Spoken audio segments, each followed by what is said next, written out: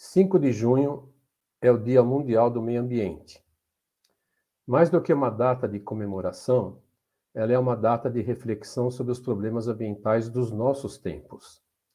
Para isso, o Colegiado de Ciências Biológicas convida para essa mesa redonda virtual o professor Dr. Clóvis Ferreira do Carmo, professor de Ecologia do curso de Ciências Biológicas, e o professor mestre João Carlos Munciacito, professor da disciplina de Gestão Ambiental do curso de Ciências Biológicas e de outros cursos de engenharia da Fundação. A eles caberá, então, o domínio dessa mesa redonda, estabelecendo contato com 2 dos nossos alunos que trabalham na área ambiental. Então, eu quero passar a palavra agora para o professor Clóvis. Ele vai fazer a apresentação do nosso egresso do curso de Ciências Biológicas e, posteriormente, o professor João Munciacito fará a apresentação do nosso ex-aluno Américo do curso de Engenharia Ambiental. Então, passo a palavra para o professor Clóvis. Perfeito. Exatamente isso. O dia 5 de junho foi determinado pela Organização das Nações Unidas como o Dia do Meio Ambiente. E o ano de 2023 tem como tema para debate o combate à poluição plástica. Na realidade, um alerta à crescente produção e descarte indevido de embalagens plásticas. De qualquer forma, esse é um momento de reflexão e é um importante mecanismo para a sociedade e automaticamente nos coloca o que podemos fazer. E hoje eu fico muito feliz em fazer a apresentação do nosso ex-aluno, João Alexandre Saviolo Osti, que em um dia normal de aula me procurou demonstrando interesse em trabalhar com peixes e ecologia.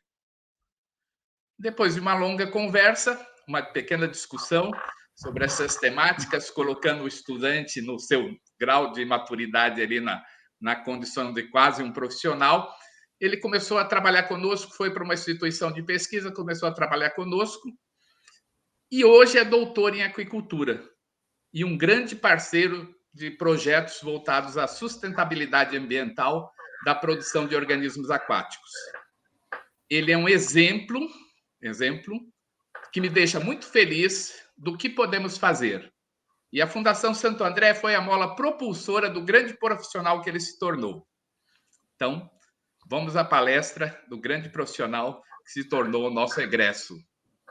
João. Obrigado a todos. Obrigado pelo convite.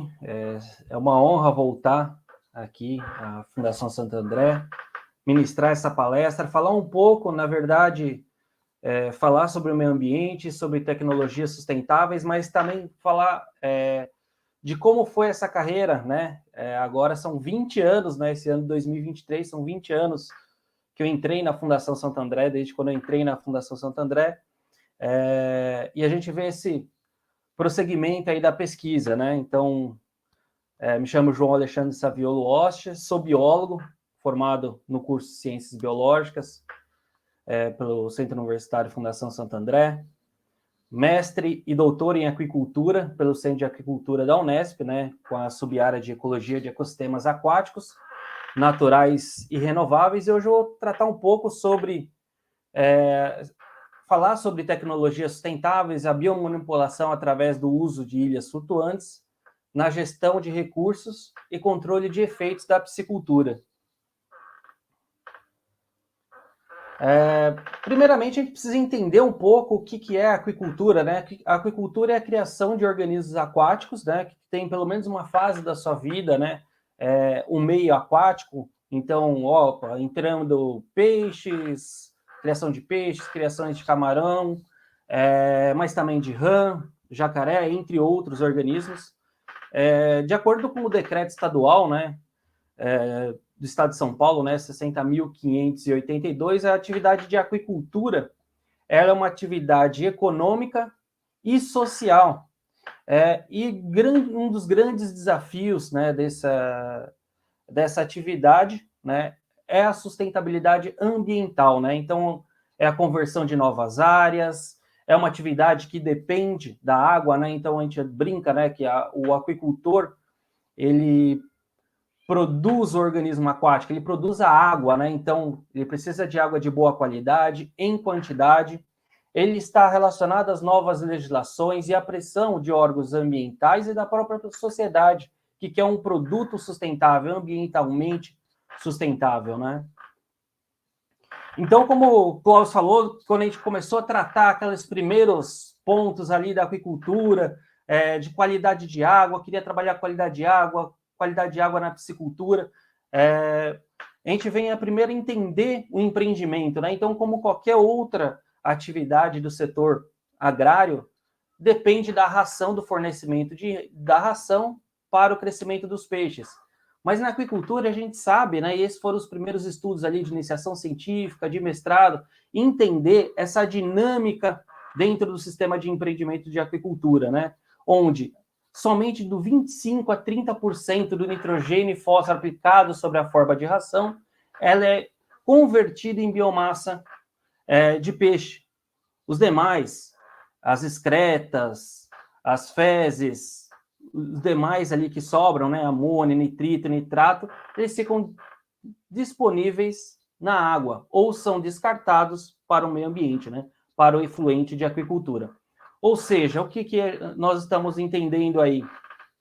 Que quanto maior o sistema de produção, maior o grau de intensificação da produção, mais ração eu preciso e mais nutrientes ficam nesse ambiente, ou seja, os organismos pequenos, uma menor densidade, colocam uma pequena quantidade de ração, e assim como eu vou intensificando e como os peixes vão crescendo, eu vou aumentando essa quantidade de ração a ser ofertada. Ou seja, vamos entender aqui, se eu tenho uma produção crescente, quanto maior minha produção, né, eu tenho a carga de nitrogênio e fósforo que entra naturalmente no ambiente, quanto maior a minha produção, quanto mais intensifica a minha produção, maior o meu descarte, né, o meu impacto sobre a produção, né, sobre o meio ambiente, ou seja, mais nitrogênio e mais fósforo é disponibilizado no ambiente. A partir daí, a gente tem o processo de eutrofização, né? Que é eutrofização, é importante a gente caracterizar isso, que é a resposta biológica a essa constante entrada de nutriente, ou seja, é a resposta do ambiente a essa entrada de nitrogênio e fósforo, com efeito no crescimento de algas, né, os micro-organismos planctônicos e de plantas aquáticas, né? É importante a gente entender também o aspecto da legislação antes da gente tratar sobre essas tecnologias voltadas ao sistema de produção. Nós temos o decreto estadual, né, ainda voltando aí para o estado de São Paulo, que dispõe sobre as regras sobre o procedimento, né, do licenciamento da aquicultura, e ele estabelece que, para o lançamento do efluente, né, desse efluente do sistema de produção, a gente deve seguir, né, os parâmetros estabelecidos pela resolução CONAMA 357 de 2005 e 430 de 2011 e as suas atualizações. Embora a atividade de aquicultura deva atender, né, esse lançamento de efluente, atender essa legislação aplicada, atualmente, né, atender esses parâmetros tem sido um entrave para a adequação ambiental, principalmente dos pequenos e médios produtores rurais, né? É fato que a gente pode inviabilizar economicamente a produção, né, devido aos elevados custos gerados pelo esse tratamento, né, pelo tratamento de efluente. Então, o que a gente tem com o produto, né, com as consequências, né, desse processo de eutrofização? O produto não poderia ser colhido sobre densidades de algas e cianobactérias que ultrapassam o limite legal da classe 2, segundo a resolução CONAMA 357, e o efluente não poderia ser lançado no corpo receptor. Lógico que a gente deve entender o contexto, né, que esse resíduo dos descartados via efluente, eles dependem do tamanho do sistema de produção, como eu mostrei, da biomassa estocada, da natureza e da qualidade de água utilizada, ou seja,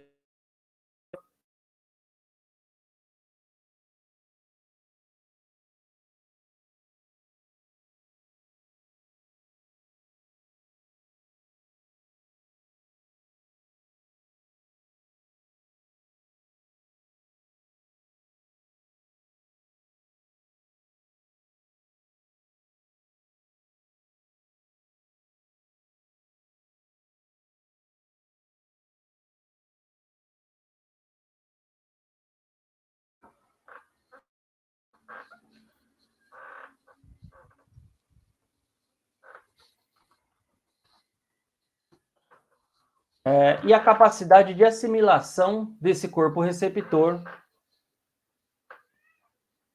Quais as soluções, né? Que soluções nós temos, né?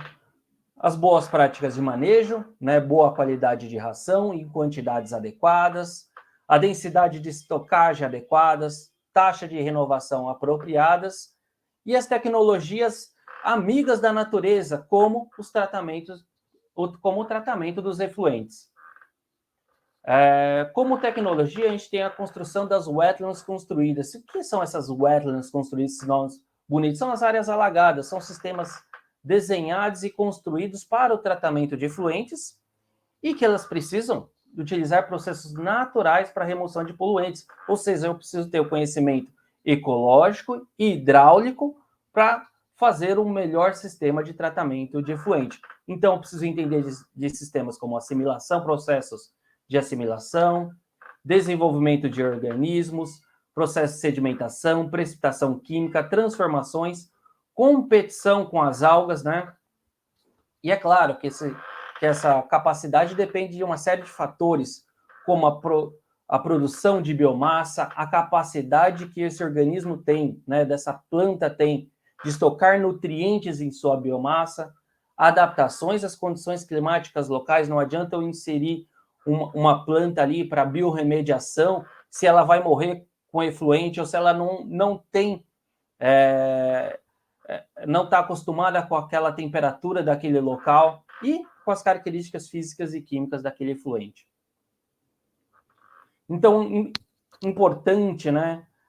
Numa primeira fase, a gente fazer o dimensionamento do sistema. Então, primeiro entendemos a dinâmica do viveiro de aquicultura, entender que cerca de 25% a 30% do nitrogênio e fósforo aplicado sobre a forma de ração, ele não é absorvido pelos peixes, né?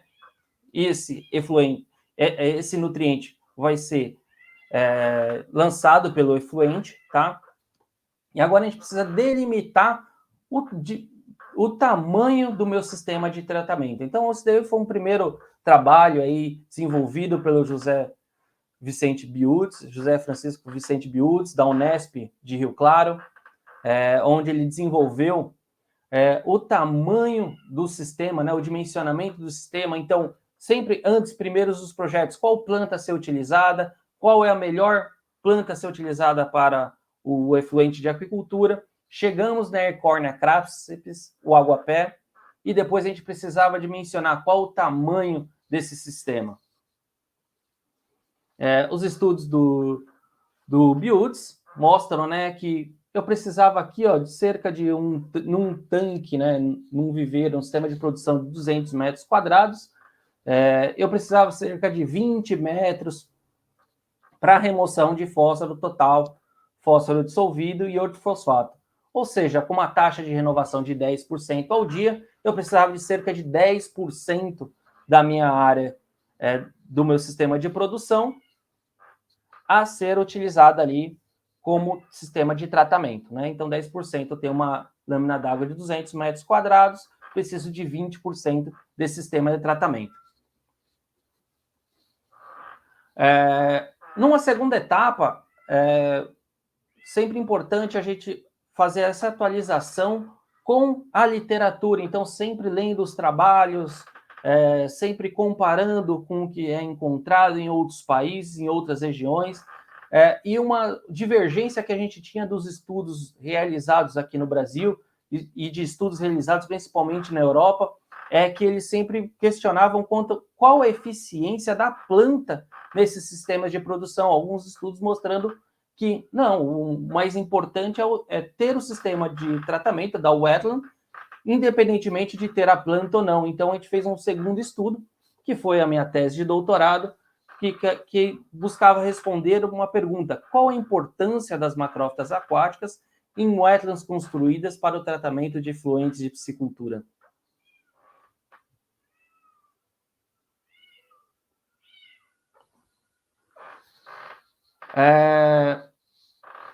Fizemos um delineamento experimental, né, como é um sistema de produção, onde a gente precisava mostrar a eficiência ou não desses sistemas de tratamento, né, dessas tecnologias voltadas à sustentabilidade da aquicultura, um delineamento experimental inteiramente casualizado, com 4 tratamentos e 4 repetições. Utilizamos um sistema de produção de tilápia, que é o mais produzido aí, né, o organismo mais produzido no país. Sistemas com plantas emergentes e com plantas livres flutuantes. Tá? Então, aqui um esquema, né, dos sistemas utilizados. Aqui, novamente, as fotos, né, dos sistemas aí com plantas. Como vamos fazer análise, né? Qual metodologia utilizar análise? Metodologias conceituadas, que já estão constantemente utilizadas na avaliação de ambientes aquáticos, né? Então, utilizar sonda de multiparâmetros, metodologias já consagradas. E o que nós temos de resultado aqui? Nossa, uma análise de componentes principais, que difícil isso. O que ela mostra aqui, o que a gente tem separando desse lado do eixo, né? Os sistemas não plantados, tá? Sistemas sem substrato, tá? Então, com as maiores concentrações de oxigênio dissolvido, fósforo total e nitrogênio total. Do outro lado do eixo, nós temos sistemas com sedimento, com as maiores concentrações de ortofosfato e condutividade, né? O que nós temos desse lado, nesse segundo lado do eixo? Os sistemas plantados e dessa parte negativa do eixo, do segundo eixo, os sistemas não plantados, ou seja, mostrando que nos sistemas plantados eu tenho uma maior remoção de nutrientes, sólidos totais, turbidez, do que os sistemas não plantados, ou seja, mostrando a eficiência, né, desses sistemas, a eficiência ou a importância da planta nesses sistemas de tratamento, né, nos sistemas de wetlands construídos. Aqui é só mostrando aí a porcentagem de remoção, né, dos diferentes nitrogênio quilototal, e aqui esses slides demonstrando aqui que os totais eles foram mais eficientes e movidos pelos sistemas com substrato e colonizados com taboa.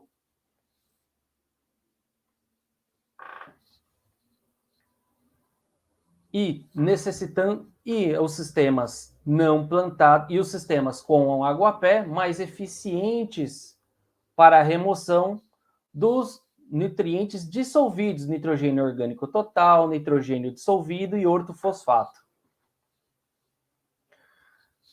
Após essa experiência, né, veja que essa rotina, né, desde o sistema de aquicultura, entender o sistema de produção, delinear e desenvolver os sistemas de tratamento de efluente.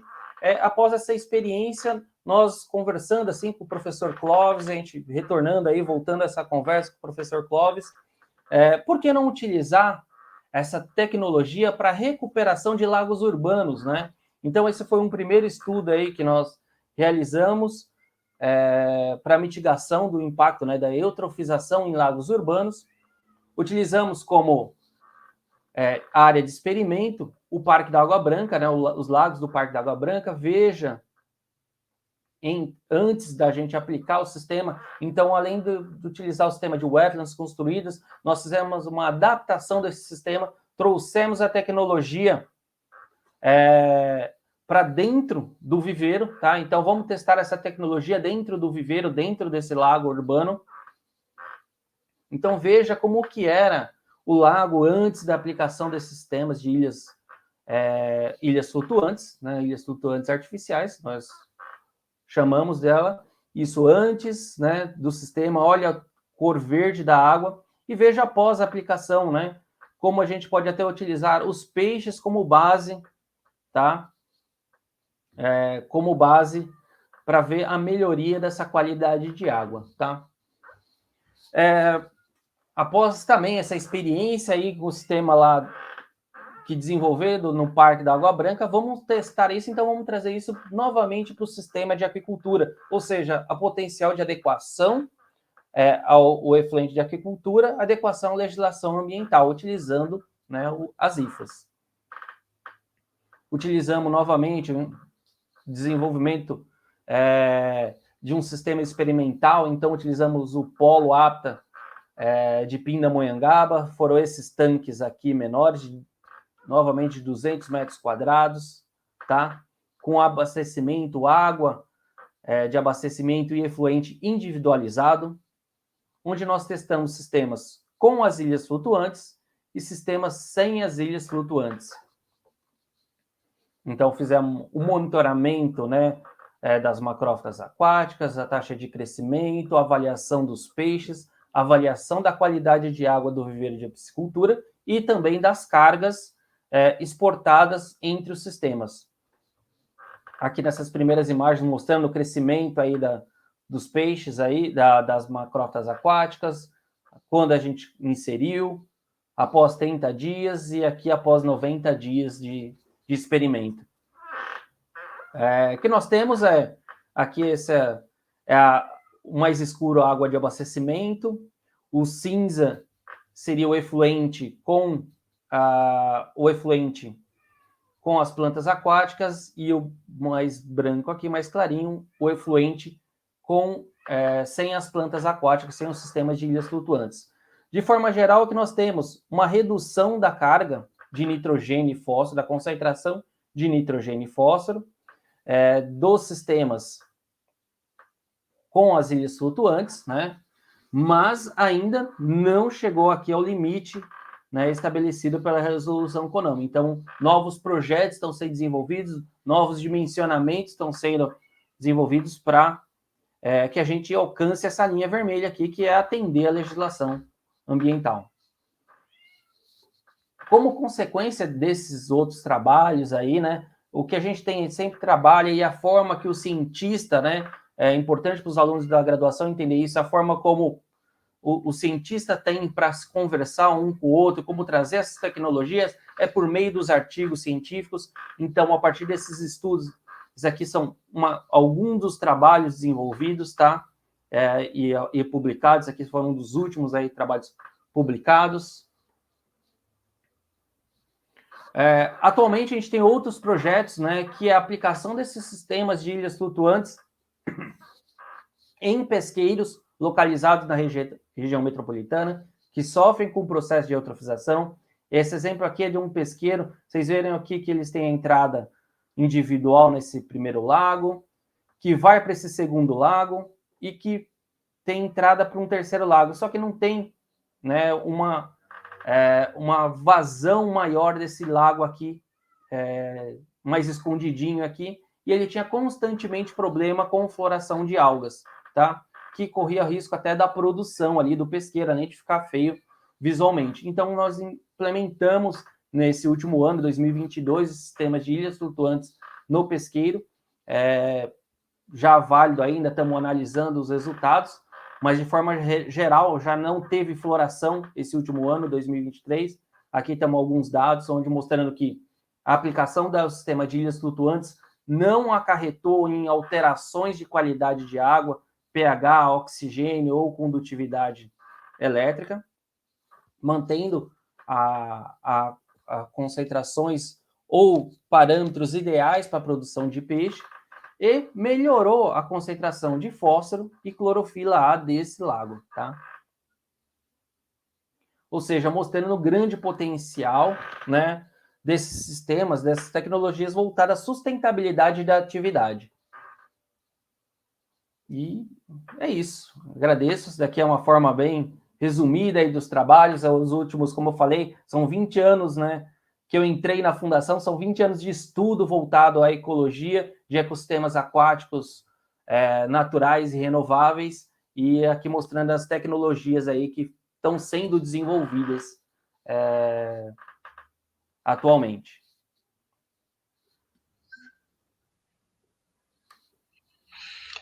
Perfeito, João. Obrigado pela palestra. Agora o professor João Carlos Muciacito deve apresentar nosso próximo egresso para a sua apresentação também. Professor, o professor Muciacito, a rede dele caiu. Até o momento ele não entrou novamente. Ah, tá. Ixi, o Zé tá aí. Zé, eu faço a apresentação do Américo? Parece que o professor João Muciacito, ele está entrando aqui novamente, mas não está aparecendo aqui está aparecendo aqui agora. Vou colocar ele na transmissão. Só um momento. Perfeito.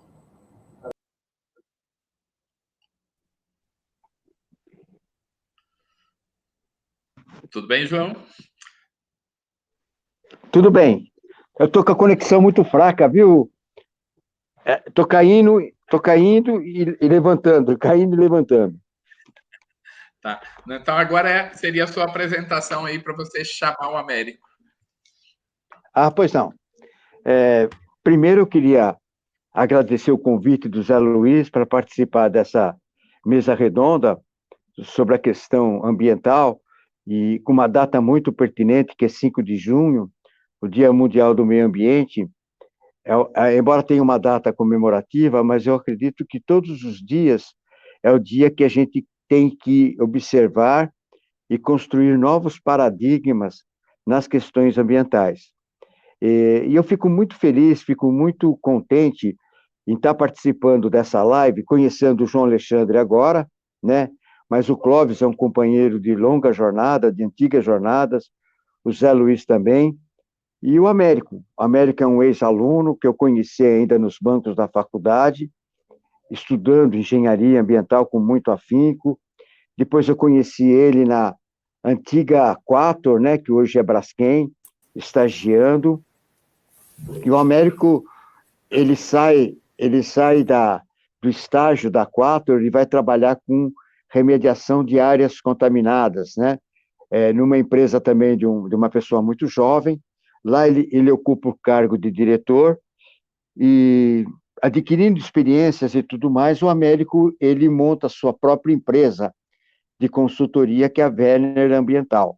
A Werner hoje tem aproximadamente 15 funcionários, a maioria do departamento técnicos, entre engenheiros, biólogos, químicos, e o Américo decolou nessa parte de remediação de áreas contaminadas, licenciamento ambiental. Então, eu fico muito feliz, eu fico muito grato quando eu vejo ex-alunos, que é o caso do Américo, que ele pode estar galgando ainda degraus superiores pela sua vontade, principalmente pela sua capacidade. Então, a gente gostaria muito de ouvir o Américo falando um pouco de ambientes contaminados, e tenho certeza que nós todos vamos aprender muito com a apresentação do Américo. Américo, fique à vontade, viu? Foi um prazer realmente reencontrá-lo nessa live aqui. Olá, professor João. Sempre é uma gratidão poder dividir o espaço com o senhor, né, com outros professores como o Clóvis, né? Depois de tantos anos aí, né? Eu me formei no ano de 2008 e eu ingressei na faculdade em 2004, um pouquinho depois do amigo do João Alexandre, né? E foi um momento muito importante, né, na minha vida, porque a faculdade, ela mostra para nós um caminho, né, que às vezes a gente não enxerga, né? Quando eu entrei na faculdade, eu não tinha, eu não sabia direito se era o que eu gostaria de exercer ao longo da minha vida, né? Eu fiz curso técnico de eletrônica, né, para depois ir para engenharia ambiental, né? Eu fui para engenharia ambiental porque na época se falava muito que era uma engenharia do futuro, tudo, mas eu ainda estava inseguro. E são professores como o João Carlos, o Clóvis, que mostraram e mostram para muitos, né, nós alunos, ex-alunos, o quanto é importante a gente focar no estudo, né? E eu vejo, por exemplo, a apresentação do João Alexandre, né, que ele foi numa outra vertente do mercado, fez mestrado, fez doutorado, né? Eu já fui mais para a parte de empreendedorismo, né? Então hoje eu tenho a minha empresa. Então, para mim é gratificante poder ver as oportunidades que a faculdade pode trazer para nós, né? E quando eu vejo, principalmente, a amizade que eu tenho com o professor João, que eu conheci em 2004, né? Então, nós estamos falando quase de 20 anos, né? E o que é gratificante? Gratificante é saber que eu fui para o caminho correto, e é muito gratificante para os professores também, né? Entenderem que vocês deixam sempre sementinhas em nós, alunos, né? Cada um vai para uma vertente, como eu disse, e a minha vertente foi a parte do empreendedorismo, e graças à Fundação Santo André, eu cheguei onde eu cheguei hoje. Hoje eu tenho a minha empresa, que é a Venner Engenharia Ambiental, né? Uma empresa que é voltada ao ramo principalmente de gerenciamento de áreas contaminadas, e eu vou falar um pouquinho para vocês sobre a parte de contaminação em postos de combustíveis, né, que foi algo que teve muitos anos e até hoje existem muitos estudos em relação a isso. E também trabalhamos com licenciamento, gerenciamento ambiental, gestão ambiental em empresas, né? E tudo isso graças a quem? Graças aos professores que mostraram muito para nós da onde a gente poderia almejar e onde a gente poderia chegar, né? E depois é gratificante a gente saber que a gente tem a amizade dos professores, né? Então, o João Carlos, ele virou meu amigo. Ele não é apenas um professor, ou foi meu professor. Ele é um amigo, né, de muitos anos, a gente troca muitas ideias, tudo, e eu vejo que a faculdade, ela, no meu caso, na fundação, finalizou em 2008, mas ela continuou por longos os anos até hoje. Eu tenho a amizade do professor João, tenho a amizade do professor Murilo Vale, professor Eber também, o Clóvis fazia muito tempo que eu não o via, e também tenho grande amizade, grande apreço por ele, aprendi muito com ele nas aulas de ecologia. Então, tudo isso é muito bom, eu como um ex-aluno, né, poder falar um pouquinho sobre isso, porque é algo importante para quem está na faculdade, né, e que pode ver que existem futuros lindos, futuros maravilhosos que os alunos podem ter, tá? Mas agora eu vou focar, então, na minha apresentação, tá? Então, como o professor falou, então eu sou o Américo, eu sou proprietário hoje da empresa Venner Engenharia Ambiental, né? E o tema da minha apresentação hoje são os impactos ambientais em postos de combustíveis, né? Ou comércio varejistas de combustíveis. E por que a gente pensou nesse tema, né?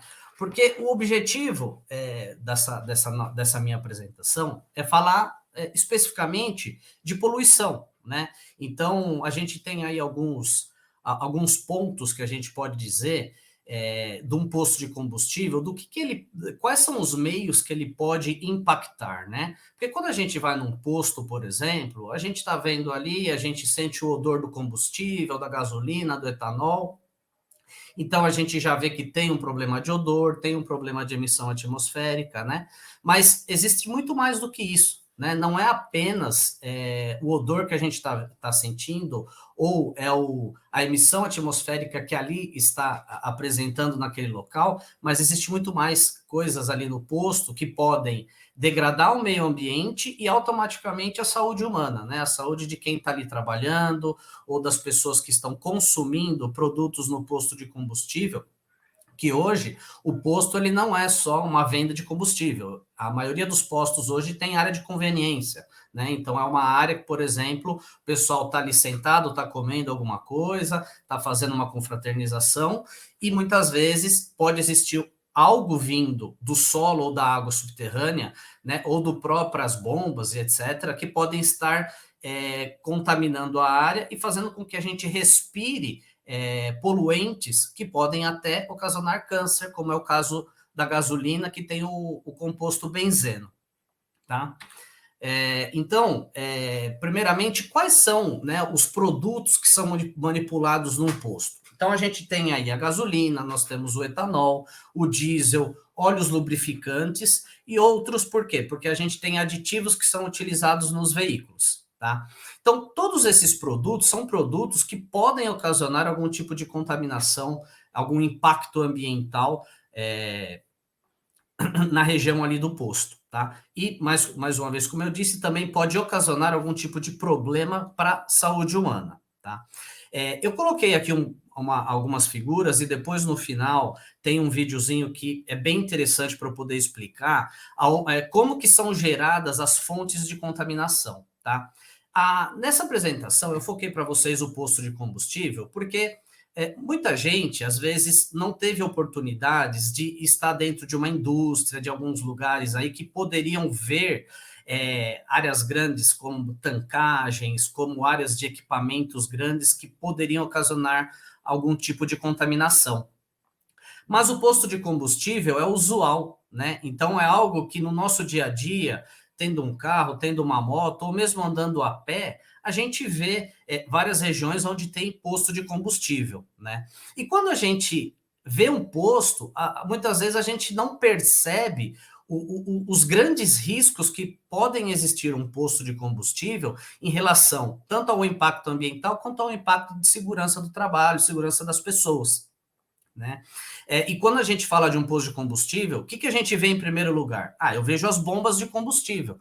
As bombas de combustível é algo que todo mundo está vendo, que a gente vai colocar ali o bico dentro do tanque do carro ou da moto. Então, a gente vê ali que ali pode ocasionar algum tipo de poluição, né? Principalmente algum tipo de vazamento no bico ou na própria bomba. Mas a maioria das fontes de contaminação, assim como de um posto de combustível, como de grandes empresas, grandes indústrias, muitas vezes podem estar escondidos. Que é o caso, por exemplo, dessa figura, onde a gente vê várias linhas, né, onde é interligado a bomba de combustível ao tanque, né? Então, quando a gente vai no posto, a gente vê a bomba, mas a gente não vê o que está embaixo. E o que está embaixo, a gente tem as tancagens, né, que são os tanques que podem ter de 15 a 30 metros cúbicos num posto de combustível, e esses 30 mil litros, que a gente pode dizer, está cheio de gasolina, está cheio de diesel, está cheio de etanol. E se não tiver uma manutenção correta desses tanques, toda tudo que pode acontecer ali com esse tanque ou com esses drenos, essas tubulações, vão tudo para o solo, vão diretamente para o solo, né? E coisas que a gente não vê, né? E essa contaminação, ela degrada o meio ambiente, mas principalmente ela ocasiona uma poluição para as pessoas que estão naquele local. Porque quando a gente está falando de gasolina, de etanol, de diesel, principalmente a gasolina, ela é muito volátil, né? Então, quando você tem um derrame que está diretamente ao solo, a volatilidade dessa gasolina, ela pode chegar ao ar, né? Então, ela vai passar pelo solo e pode, nas fissuras desse solo, ela pode vir trazer alguma contaminação para quem está naquele local. Então, a gente pode ver as linhas, área de troca de óleo e caixa separadora também é outro fato que a gente muitas vezes não percebe, né? E a caixa separadora, ela pode trazer para nós um impacto tanto no solo e na água subterrânea, quanto para os efluentes. Porque se você tem algum tipo de derramamento, algum tipo de problema na área onde a canaleta fez a coleta desse efluente, você não tiver uma caixa separadora adequadamente separando água e óleo, todo esse efluente que está indo para o esgoto, por exemplo, ele vai contaminar um esgoto que deveria ter uma água de acordo com a Lei 8468, né, com o artigo 19A, para você poder fazer o descarte do esgoto, e nesse caso, o que vai acontecer? Você está descartando de maneira errônea esse esgoto, essa contaminação, e ela está indo para o esgoto e pode interferir em outras regiões, pode vir até a ocasionar gases nessas tubulações, onde a gente entende que existem históricos de possíveis explosões por conta desses tipos de contaminações cruzadas que às vezes a gente não identifica, tá?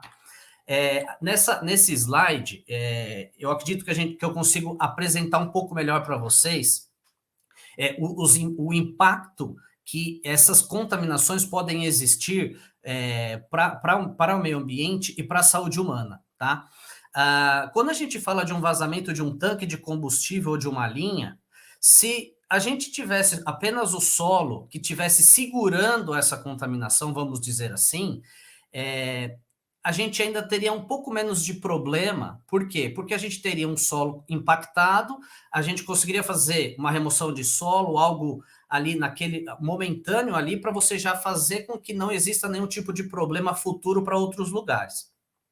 Mas como a gente sabe, o aquífero que a gente tem, principalmente na região de São Paulo, aqui do ABC, temos lugares que o aquífero ele é muito raso. O aquífero raso ele tem aí nível de águas de 1 metro, 2 metros de profundidade. E muitas vezes o tanque de combustível ele está instalado numa cava de 4 metros. Ou seja, a água subterrânea ela está dentro, o aquífero está junto com o tanque. Qualquer tipo de vazamento já pode entrar em contato diretamente com a água subterrânea, que é o que a gente vê aqui na figura. E qual é a principal preocupação? A água subterrânea, ela tem um sentido de fluxo. E ela vai levar essa contaminação embora, e ela pode levar para quais tipos de potenciais aí receptores? A gente tem, por exemplo, rio, né? Então, às vezes a gente está pensando, mas hoje tem muitos tratamentos de tubulações, né, que tem que ser feito um descarte correto, mas o aquífero, ele vai todo em direção, ele tem o fluxo dele em direção ao rio, e essa contaminação está podendo poluir esse rio, que muitas vezes, se a gente vai para o interior, podem ser de classe 1, classe 2, não necessariamente é o de classe 4, que já tem um grande nível aí de contaminantes, né, de uma carga de poluidores, mas a gente pode ter rios com classe 1 ou classe 2. Né? Outro ponto importante são poços de abastecimento, né? Hoje, no atual momento que a gente vive, o DAE, ele geralmente dá outorga para poços de captação com maiores profundidades. Ele não deixa você fazer poços de captação como antigamente, que eram os poços cacimba, com um nível d'água de 2, 3, 5, 10 metros de profundidade os poços, porque ele sabe da preocupação de você fazer uma coleta de água que pode estar contaminada por conta de contaminantes como de posto de combustível, tá? Porém, hoje ele dá a outorga, por exemplo, de um poço artesiano com maiores profundidades, já chegando na rocha, né, com 80, 100 metros de profundidade. O problema é que mesmo que você tenha uma profundidade nesses poços, como o poço ele foi instalado, vamos dizer assim, ele teve uma instalação e ele pode ter algum tipo de vaso comunicante, vamos dizer assim, ele pode ter uma comunicação entre o aquífero raso e o aquífero profundo, e essa contaminação pode sim chegar no aquífero profundo. Então, é muito importante, nesse caso específico, do poço artesiano ser instalado de maneira correta para não ter esse problema de levar a contaminação para algo mais profundo. De qualquer maneira, um poço de combustível, que é o exemplo que a gente está falando aqui, ele tem que eliminar esse tipo de contaminação para não deixar com que outros receptores peguem essa contaminação para eles, e aí pode ocasionar algum tipo de problema, tá? Existem estudos de caso, eu tenho até experiência de casos onde um poço de combustível teve um problema de vazamento e um lugar mais ou menos aí com uns 200, 300 metros de distância, a contaminação chegou no poço daquela pessoa, que era uma lavanderia com um poço, que era um poço cacimba, que tinha 10 metros de profundidade, né? Então, como o sentido do fluxo estava indo todo em direção a essa lavanderia, e as próprias bombas da lavanderia que estavam puxando a água, estavam fazendo que o sentido do fluxo estava indo em caminho à lavanderia, todo o quarteirão ficou contaminado por conta do vazamento que teve no posto, e a lavanderia serviu como um bombeamento dessa contaminação. E aí, nesse estudo de caso que eu tive no passado, a gente teve que fazer uma descontaminação em toda a região, porque a gente estava falando de residências, de empresas, tudo isso, o aquífero contaminou toda essa região. E a preocupação maior nesses pontos era com a saúde humana, porque a gente está falando de residências, crianças que estavam nesses locais.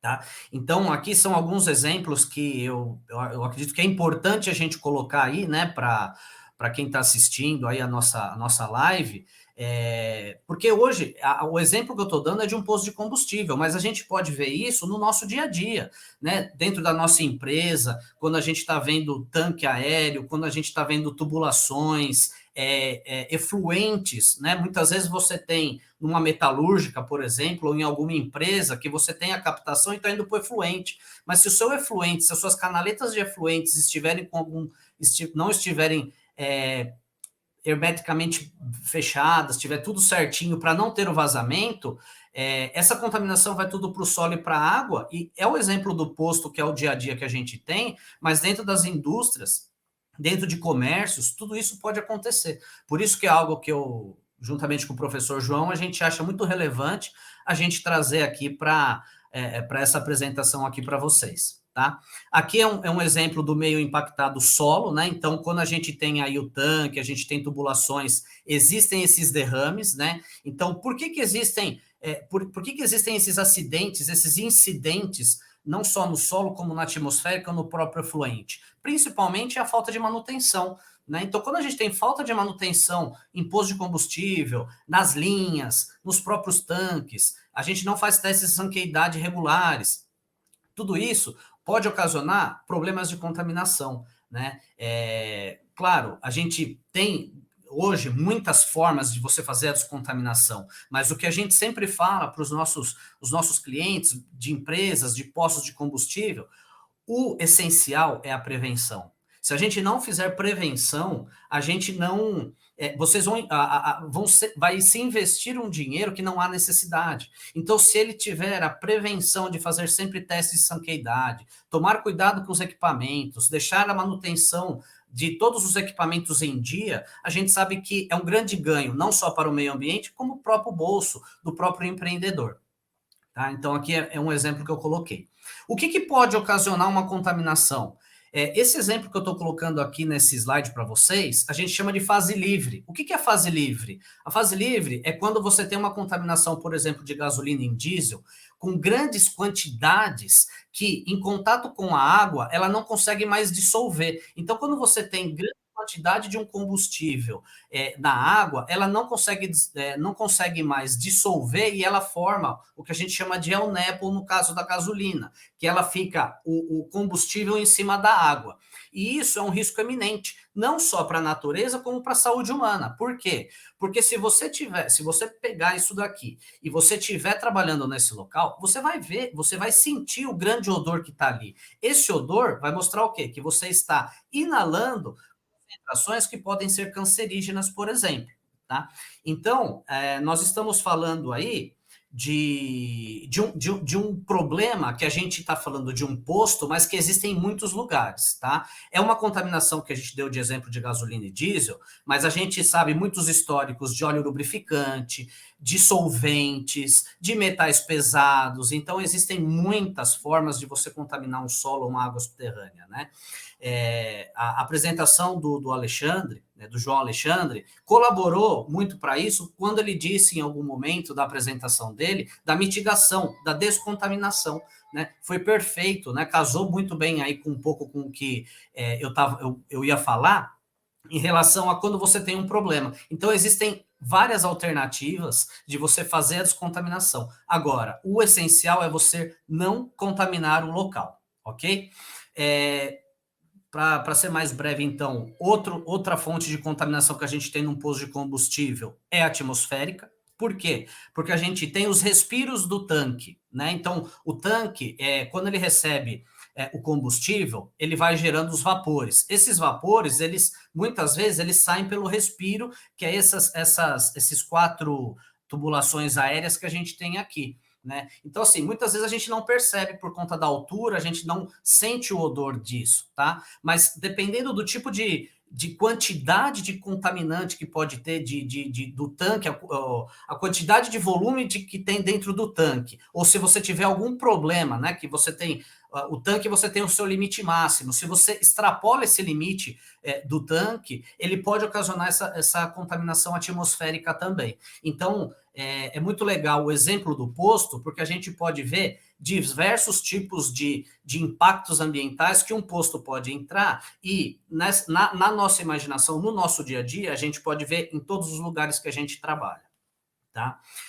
Aqui é um exemplo que eu coloquei para vocês, isso na década de 90, no ano de 96, uma notícia do Estadão, onde prédios nos jardins são fechados após explosão. O que aconteceu aqui? Aqui teve um problema em relação a um posto de combustível. Tá?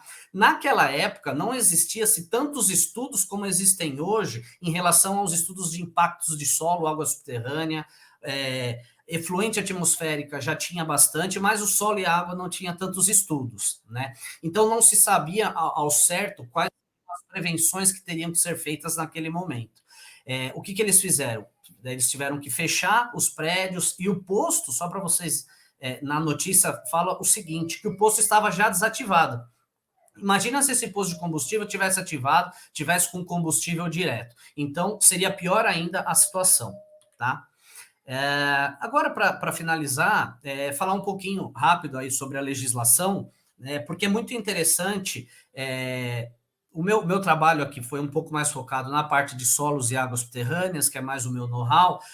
A gente sabe que existem muitas legislações de emissões atmosféricas, do efluente, como o CONAMA 357, igual o amigo falou na apresentação dele, né? Agora, mais voltado para a parte de áreas contaminadas, a gente pode dizer que é algo muito novo, né? A primeira legislação que saiu, onde começou a falar alguma coisa sobre parte de passivos ambientais, foi o CONAMA 273, que era um CONAMA de licenciamento ambiental de postos de combustíveis. Então, o órgão ambiental do Estado de São Paulo, que é a CETESB, ela fez um estudo muito bom, ela trouxe muita tecnologia dos Estados Unidos, através da EPA, que fazia muitos estudos na época, e trouxe a tecnologia para o Estado de São Paulo.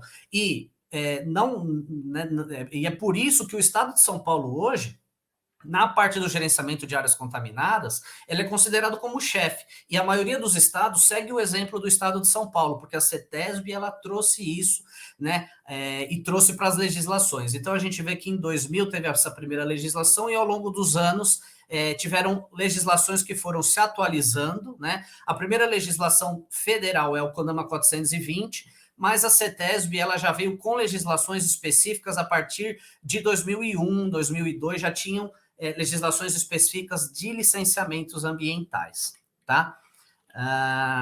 Eu queria ver se dava para passar esse vídeo rapidamente aqui.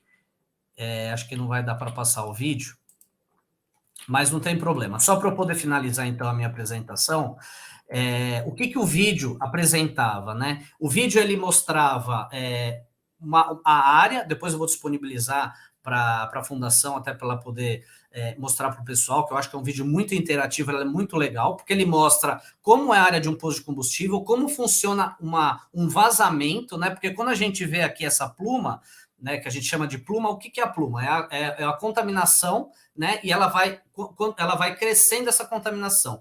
Esse crescimento da contaminação a gente chama de pluma, tá? Então, essa pluma de contaminação, ela vai desenvolvendo e ela tem um tamanho de pluma que ela segue quando você tem uma contaminação de gasolina, só que quando a gente tem o etanol junto com a gasolina, a contaminação ela se espalha ainda mais, porque o etanol ele ajuda com que a contaminação se expanda, ela vai quebrando as moléculas da gasolina e automaticamente se amplia a fase dissolvida dentro de um aquífero. Tá? Então, é um vídeo que eu quero deixar disponibilizado para vocês. Eu acho que é muito interessante também para poder deixar, tá? E eu quero agradecer essa oportunidade maravilhosa que o professor João, o professor Clóvis deu para mim poder falar um pouquinho aí para vocês. Eu sou muito grato por essas oportunidades que a Fundação tem me dado de falar um pouco sobre a história, né?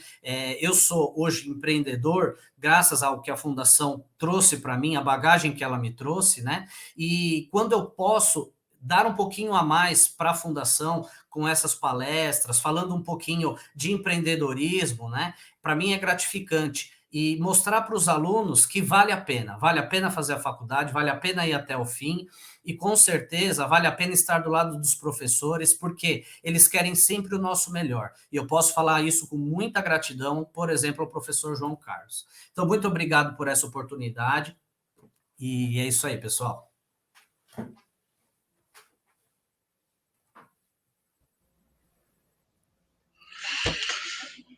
Obrigado, Américo. Parabéns, muito boa a sua apresentação. Vou chamar os demais colegas para a gente fazer um pequeno bate-papo, né? Para fazermos um fechamento. dessa apresentação.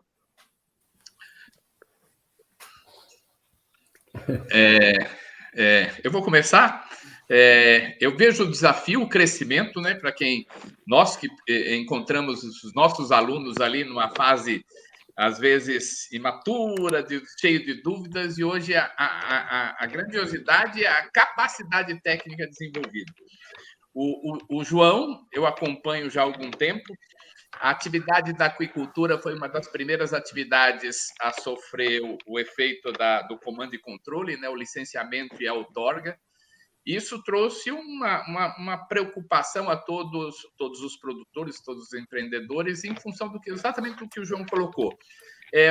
E é necessário, né? A tripé dessa sustentabilidade é extremamente necessário, só que, às vezes, a mitigação dos impactos ela tem que ser traduzida, ela tem que ser trabalhada, entender o problema da mesma forma que o João e o Américo colocaram aí.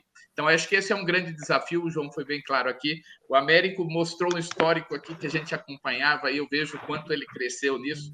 Eu acho que os postos de gasolina saíram do paninho, né, preso à bomba, e que o frentista colocava do lado do nariz dele, né, sem saber o que estava acontecendo, e hoje a gente vê a propriedade, a capacidade que vocês têm de resolver problemas e de trazer esses problemas para a sociedade. Acho que isso é fantástico, isso nos deixa extremamente orgulhoso, e no dia do meio ambiente é um pouquinho do o que podemos fazer. Quando a gente lança uma semente, eu deixo um aluno, e esse aluno se desenvolve nessa área ambiental.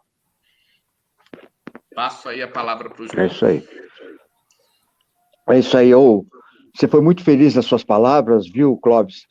E eu me sinto assim muito orgulhoso, me sinto muito feliz, me sinto até gratificante nos meus 68 anos de idade, vendo alunos como o João Alexandre, que não foi meu aluno, mas foi aluno do Zé Luiz, foi seu aluno, vendo o Américo, que foi nosso aluno, né, desbravando conquista. Eu lembro do Américo na sala de aula, cheio de dúvidas.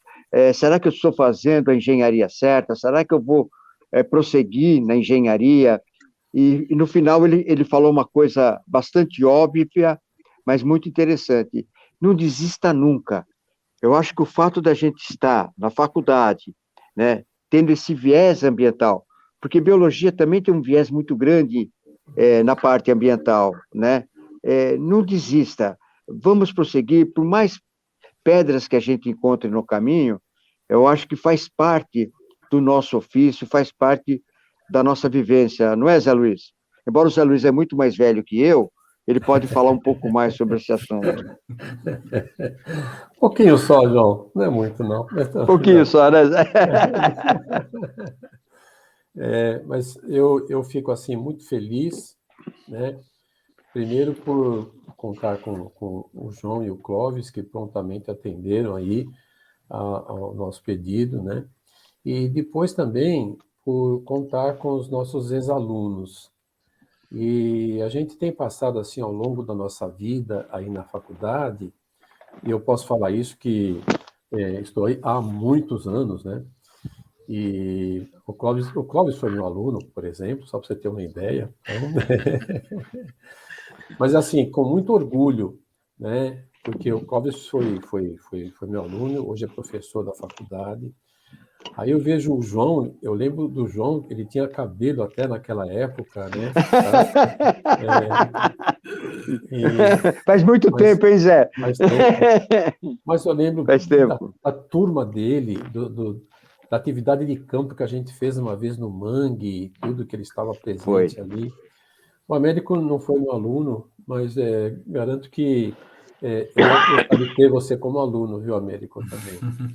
Mas é assim, o que a gente estava falando no começo é essa preocupação com a questão ambiental, né?